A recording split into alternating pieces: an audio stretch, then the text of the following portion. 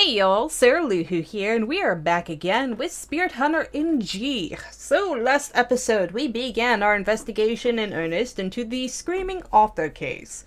So, let's see. When we got to the Screaming Author's house, we kind of poked around a bit outside, and we found a nameplate with the author's name on it outside, so we chucked it at the window in the second story, like in the rumor. And sure enough, the rumor turned out to be true. Light turned on. We saw a figure in the upper window that was like, please don't look inside. And so our bold asses were like, we're gonna look inside. And Rose picked the lock, brought us all into the foyer. Something started screaming, high-pitched. It sounded like a bird. And then it just stopped. And we started our investigation. Pretty straightforward episode. The only thing that's kind of curious, though...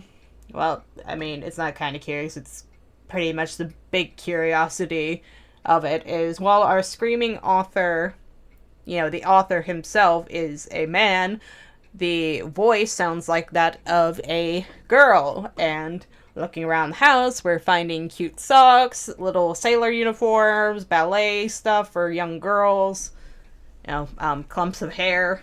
Oh wait, no, the hair was horse hair. And, like, weird shadows in the window. And, ghost jump scares that are all, girls. And so, we pretty much investigated everything except for this radio last time. Or boombox. It's a boombox, and it looks like a pretty old one. There's a drawer on the table the boombox is sitting on top of. Well, let's open the drawer. I open the drawer. Inside, there are sticks of incense, neatly put away. Contained incense. In the corner, I see a square metal box sitting there. Mystery box, what's this? Contained a battery. Oh, so it's like an old D battery. Okay. Oh ho! It's been quite a while since I've seen one of those. You know what it is? A battery. Pretty old type at that. What's wrong? Just curious. How old are you, Miss Creeper? I'll leave it to your imagination. I don't feel safe with Rose. I'm assuming her and Ben are probably about the same age. They seem like good friends. There's a cassette tape inside. I eject the tape and take a look. There is a single letter written on the label, T. What a creepy tape. Would you mind playing it? I'm curious about what's recorded on it. Yeah, sure. Place the cassette back into the slot and hit the play button. Seems like no matter how many times I press it, it's not going to play anything. Maybe. I flip the boombox over and check the battery compartment. It's empty. It doesn't have any batteries. Of course it doesn't work. But guess what? I have a battery. There it is. I take out the battery and put it inside the compartment in the back. Thankfully, the battery types were the same, so it fits without any issues. Battery used. Alright, how about now? Press the play button, but... What? Kidding me, useless piece of... Think about using the flashlight's batteries, but I realize they won't fit. Perhaps there's not much battery life left. Rubbing it or warming it up will put some charge back into it, but... Well, I also have something for warming. There it is, hand warmer. Let's try it. Hold on, warming it up. I used the hand warmer. I didn't know this was a trick. I have this. I open the bag, crumple it, and place it on the battery compartment on the back of the boombox. I suppose that's logical, but it's not the best way to do that. Shut up! We just need to warm this thing up, right? I'm smart. Once the battery felt warm enough, I tried pressing the play button again. Then...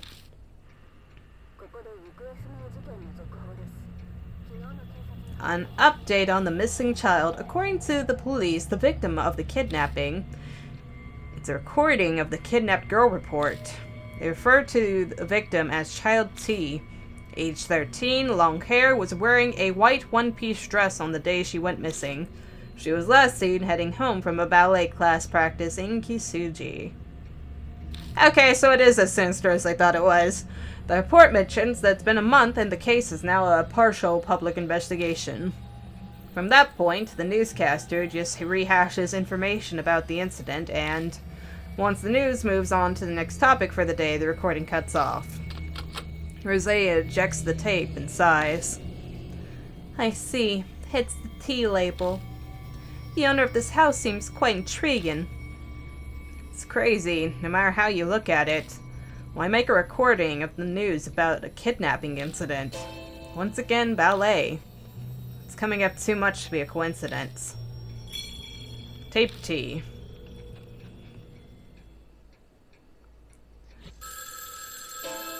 Suddenly, the phone rings loudly. 'Cause that's what we need.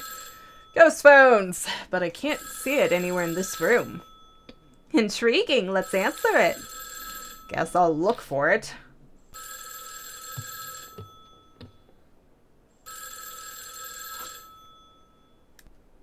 Okay, I guess it's in the living room then. Yep. Here it is, the phone. There's a black phone on top of the storage shelf. I don't remember every detail of this room, but it definitely felt off. This phone wasn't here when we came to the living room earlier, right? Yeah, I don't think it was. What's going on here? Ghost phone. We are in this house to answer that question, are we not? Someone or something wants us to answer the phone, so why don't you take the call? Why indeed? Wrong thing. There's a black phone on the storage shelf. Shut up, please. Hello.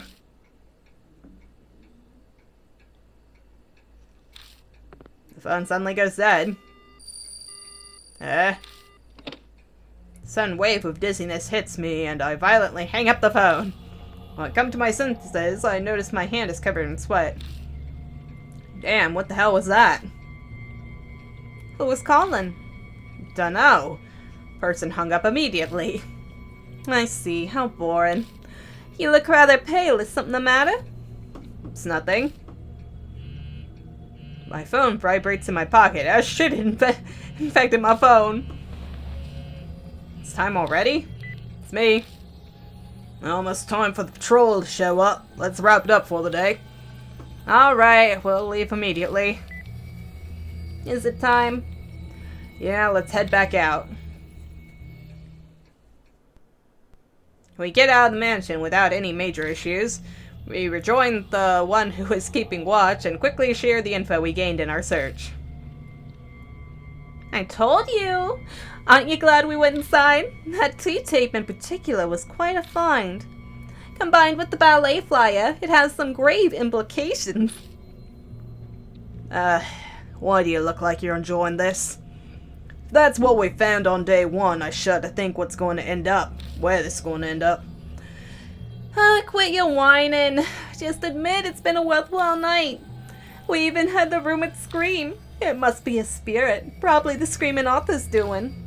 The spirit's all that remains of your Kuma Miruku. Or is it someone else entirely?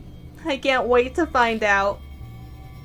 Shit, these aren't exactly happy cases. I mean, you and Hazuki both. You're way too excited about sad stuff.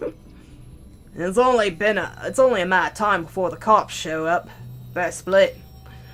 We'll meet back at the Black Rabbit at the same time tomorrow night. Yeah, sounds good to me. Oh, that's right, Osbourne. Don't forget to buy batteries. I'll try anything once, but I'm not doing that again. What a pain in the ass. We part in front of the Miruku residence and take our own separate paths to the station. As I walk by myself down the street, I think about what I heard on the T-tape. That might just be the crazy tip of the psycho iceberg of stuff hidden in the Miruku residence. Riku? Whatever. I catch my train, and by the time I get back to Kasuji Station, it's already past midnight. I'd better go home and get some rest. Don't like. Weird. Hardly anyone ever uses that photo booth. Especially with that creepy-ass red glow, right? And the glitch of the ghost. It's a coin-operated photo ID booth. The newest model, even. Open the curtain and take a look inside. No one's behind the curtain. Bullshit! Ghosts are behind the curtain. Could have sworn someone was there. Was I just seeing things? But let's investigate further. The light from the photo booth spills out and illuminates the dark underpass. I hate that shit.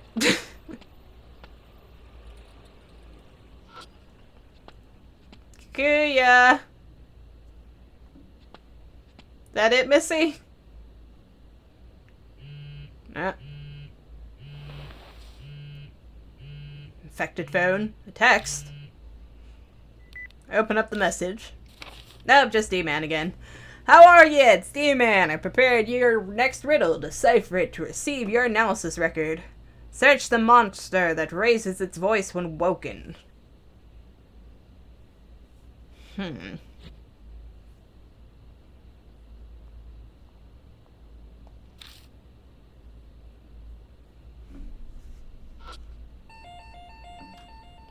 The door beeps. Let's see. Those are snacks and drinks. Don't think that should have anything. Hi, welcome. Yeah. Paper ain't going to scream. Well, I think like an alarm. Let's check the underpass.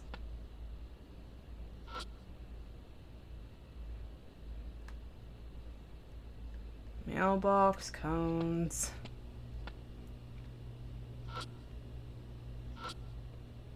Electric meter.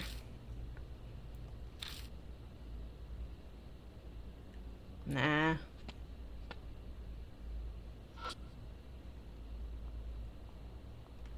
that an alarm?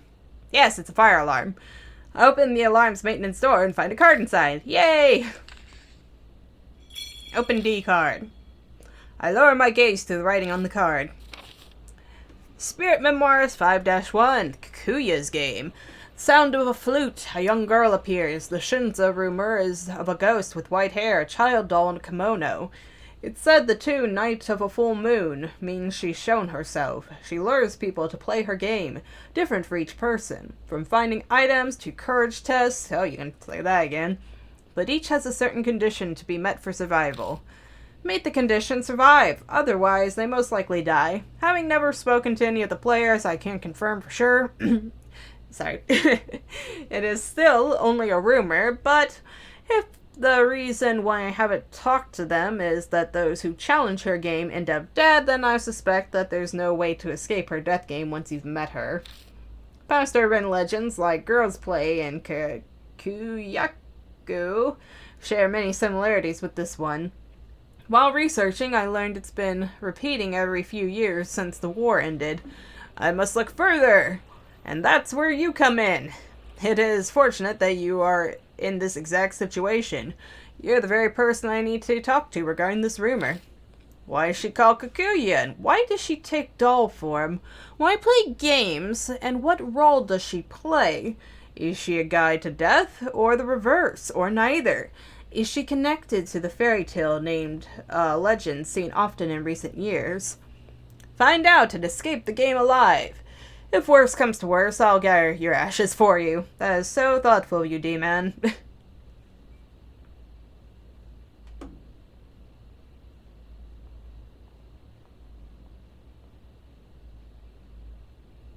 Is she the guide to death? How can that be the reverse?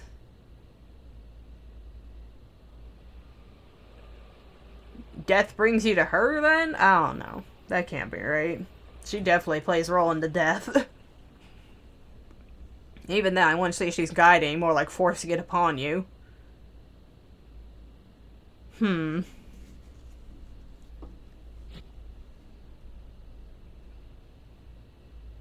Why the hell is he hiding these cards? Too much effort to worry about. May as well go home and sleep. I solved D-Man's riddle, so I head home feeling pretty satisfied with myself. Spirit file, Screaming Author has been updated. Snuck into Miruki's place, searched until cops came on patrol, found frames to put objects in, found cassette tape, child T incident report, little girl went missing on the way back from ballet lessons, horsetail hair often used for instruments.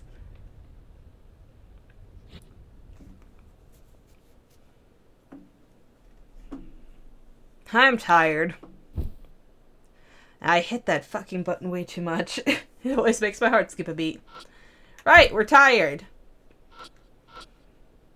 Guess I'll wash my face before going to bed. Fine. Don't be tired. I should take a shower. I open the door and go inside. Now that we don't have to worry about water anymore. Why do I feel like I'm worrying about water now? That's making me actually go through these steps.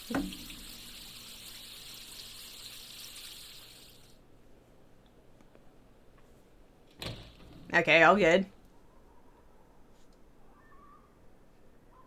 What's that noise? Is it coming from next door? A movie? Or maybe a video game?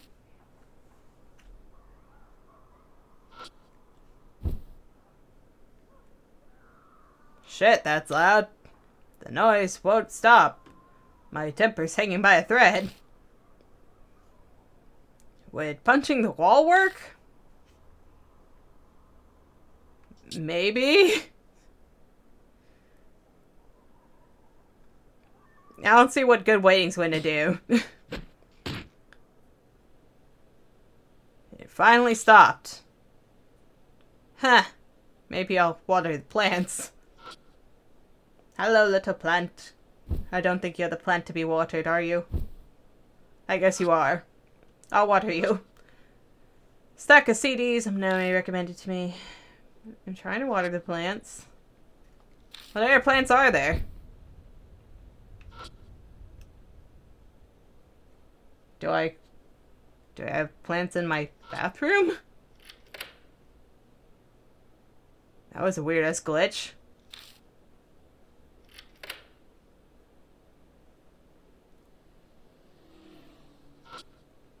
Are there plants outside? Will somebody please tell me where the plants are? I want to water the plant. Oh, maybe you have to go to the sink. Can I use this sink? No? Do I have to use bathroom sink?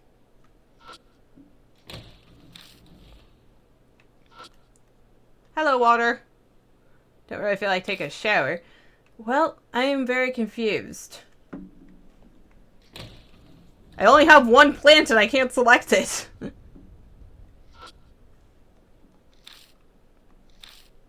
Can't go in the fridge. Seasoning bottles. Can't touch this.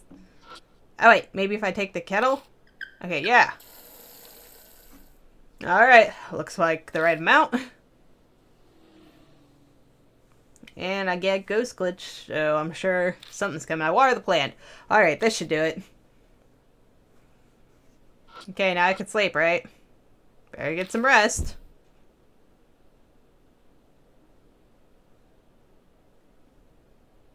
Weirdly sleepy. Sorry, I thought I was hearing something in the background. Eh?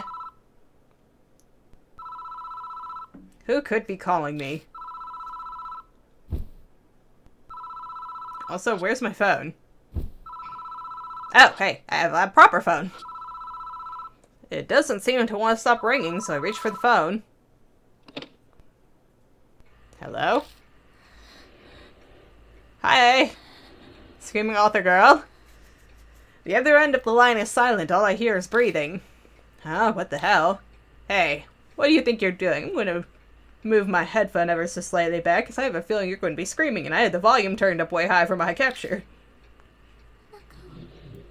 Please, don't look inside. Chills run down my spine, and my body involuntarily jerks and slams the receiver down. That voice, it sounded familiar. Alright, since the receiver is down, headphone back in. Someone pranking me, or they'll probably try to call again. Guess I'll just lie in bed and wait. Shut my eyes and wait. The room is quiet, and it doesn't seem like anything's gonna happen. I must be tired after all. My consciousness slowly fades. Luckily, I am not bothered by another phone call.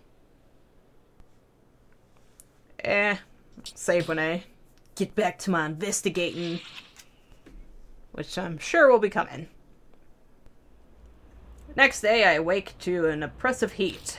Well, that means no ghosts around, so that's good. I drag my listless body outside and trudge to the electronic shops in search of batteries. Since this is an older battery, I'm not having much luck finding what I need. By the time I get what I set out for, the sun has already set. Joy! Why are the lights in my room on? That's strange. I'm sure I shut them off when I left. I can hear faint sounds from the other side of the door. Something's definitely inside. It must be, hopefully, Rosé. Aunt Nitsumi? Could be a ghost, but I'm hoping for a Rosé. I know it's ridiculous, but nervous sweat beads up my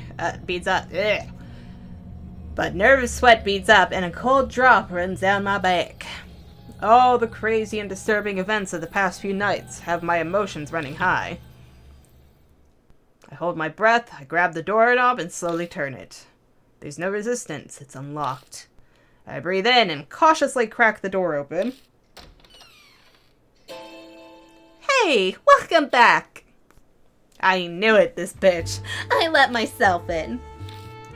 What are you doing in my apartment, and how freaking dare you, lady? I wanted to talk with you before we headed to the Black Rabbit. So you picked my lock. Scared the shit out of me. Yeah, waiting outside would have been so boring. What, does it bother you? Oh no, I'm impressed by it. No, yeah, it bothers me, bitch.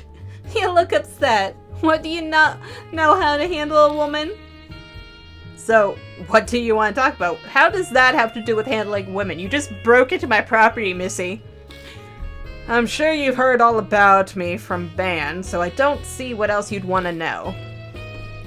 I've heard about the underground matches, Ami's abduction, and Kubitara's case too. There was something I needed to hear, and I needed to hear it directly from your mouth. Bloodmetry. That strange power you claim to have. Do you know something about it? Yes, though it's just a hypothesis. That's better than me. I don't know the first thing about it. I suppose if I'm to be your teacher, I can't really turn down such a sincere request. That mysterious power of yours is an extension of your intuition. You might know it better as your sixth sense, a little something that warns you of danger. You're saying it's like my instincts. Yeah, you could call it that too. Everyone possesses it to some extent, however, your sixth sense is unusually keen. It's probably why you never lost any of those underground matches. Of course, you also had the physical abilities and reflexes to react to the danger you sense. I can kind of get a sense of what she's saying. When I focus during a fight, I just become so much more aware of my surroundings. That's gotta be the sixth sense. But the true value of your sixth sense isn't limited to that. Animals are fascinating, you know. Abilities that aren't necessary for survival are pruned. On the other extreme, they can awaken new abilities if they need them to survive. So, do you understand what I'm saying? The day Ami disappeared, I met Kikuya. I knew that my life was in grave danger. You're saying that meeting woke my sixth sense, this bloodmetry power? Precisely. You're an excellent disciple. But not every person gains some great new power when they face imminent danger. I believe in your case that you likely already possess that ability. Perhaps a parent or an ancestor of yours had spiritual powers. Don't ask me. My mother was just a normal woman. She didn't have any weird powers. And what about your father? I don't even know what the guy looks like, so most likely him. All I know is that he abandoned my mother. I see. I apologize if I upset you. He might have abandoned her to protect her from the evil spirits that were plaguing him. Nah, I don't care. Anyway, you sure know a lot about the spirit world and all that. I must say, it's nice to have a disciple who views my skills with such respect. But all of my friends know everything we've just discussed. It's common knowledge. Oh shit, I'm getting a phone call. 1 second, please. Wouldn't it have just been some shit if I just cut it off at right there and let that be the end of the episode? You know, given all of our phone call stuff going on. But no, I legit had a phone call. Anyway. Anywho. But all of my friends know everything we've just discussed. It's common knowledge. Wow, what kind of friends are those? You got a group of supernatural fanatics or something? A certain sponsor has hired me to investigate spirits and supernatural activities, and Ban's helping me with that. A group that investigates spirits. Sounds like something from a comic book. So who's the sponsor of yours? Is it some rich, mysterious stranger who resides in a mansion, around, H-City, by any chance? The head of a distinguished family you've heard of. He has, some strange abilities himself. He uses a peculiar way of thinking to solve supernatural cases most people wouldn't consider. Like defending a spirit's attacks with a plastic sheet and a broken umbrella. Years. It's, quite reckless. I love him. It's Eddie. Eddie is your benefactor. Alright. Well, Eddie has good people around him. Questionable people sometimes. But, good people nonetheless. I don't know. He looks like your basic sullen middle-aged man. It goes without saying that he's not my type.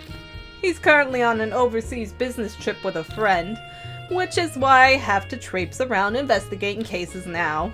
Although thanks to the situation, I was able to meet a wonderful young man like you. Hello, Quinn. Welcome back. Dog's deciding to join me today. Alright, well then, it's about time. We should get going.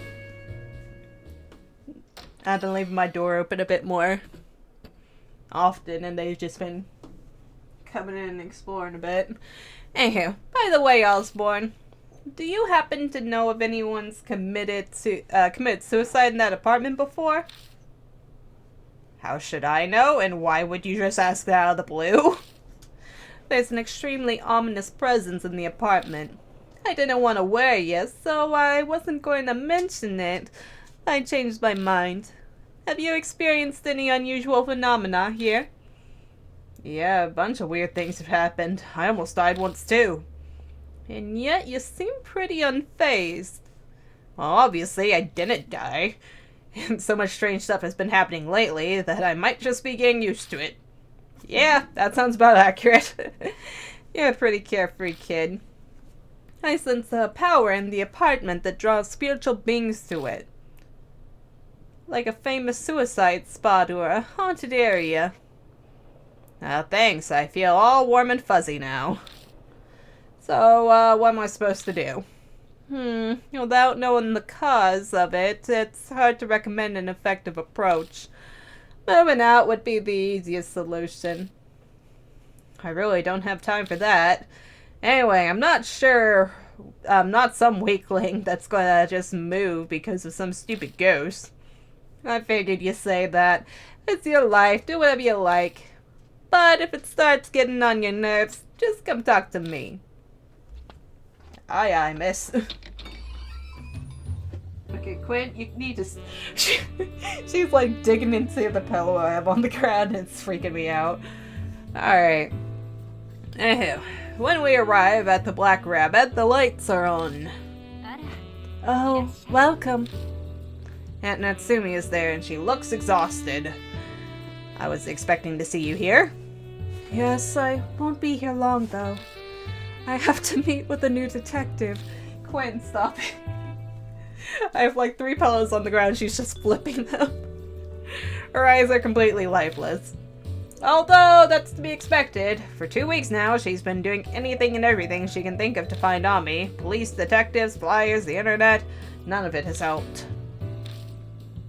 would it help if I told her that Ami is alive, but being held hostage somewhere by an evil ghost? It's probably going to kill her anyway. Even if I did tell her that, there still wasn't anything she'd be able to do about it. Worse, if she gets involved, she could end up dying like Maruhashi. Don't want that. Despite that, should I still tell her what I know about Ami's situation? No, that just makes you look more suspicious. She's going to send that crazy-ass detective after you. Okay, I'm leaving. And Natsumi leaves quickly.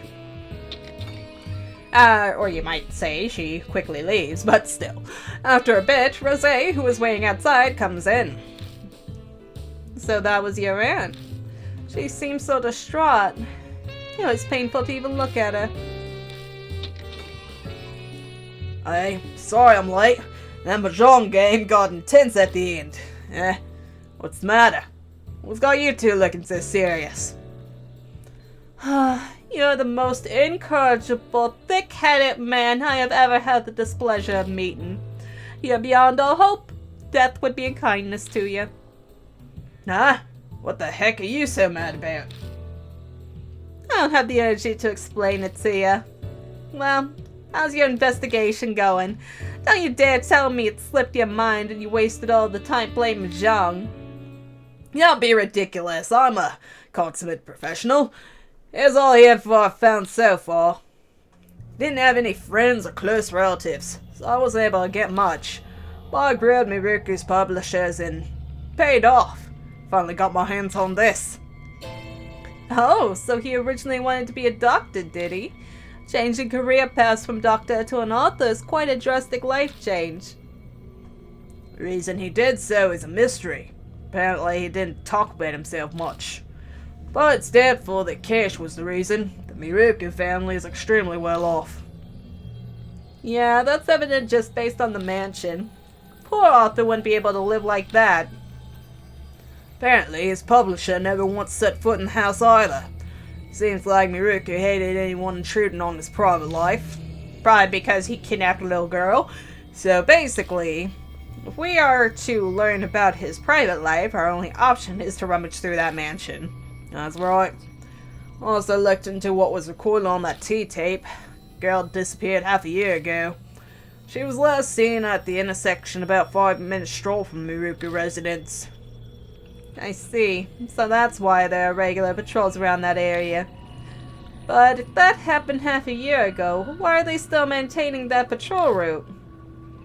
As it turns out, a number of other girls have been disappeared around that area too.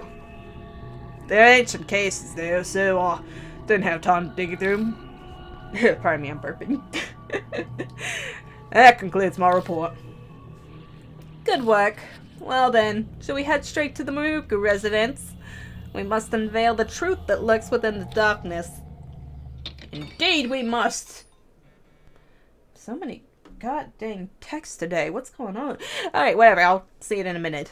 We go our separate ways at Kasuji Station, just like yesterday, and each get on the train. Spirit File, Screaming Author has been updated. Yakumo Miroki, born in 1944, age 55, unmarried. Hometown of Tokyo, surgical intern after graduation. Some debut as a new popular author at the age of 27. In 1979, release of Dark Fairy Tales Kids Horror Book Collection. Became a bestseller, becomes a famous horror author. Last work, Old Bamboo Cutter's Dream, about Princess Kakuya.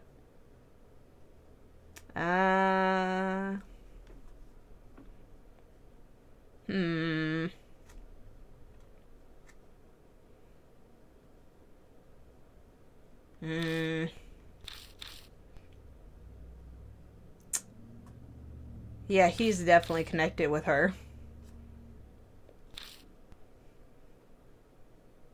And he, I'm assuming, likes little girls and all that. And he probably couldn't become a doctor because maybe there were rumors about his behavior.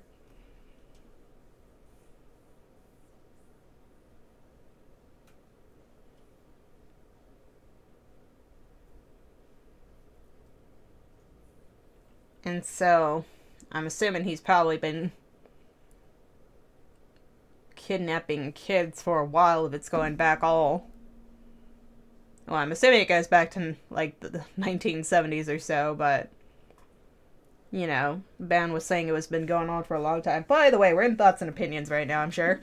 I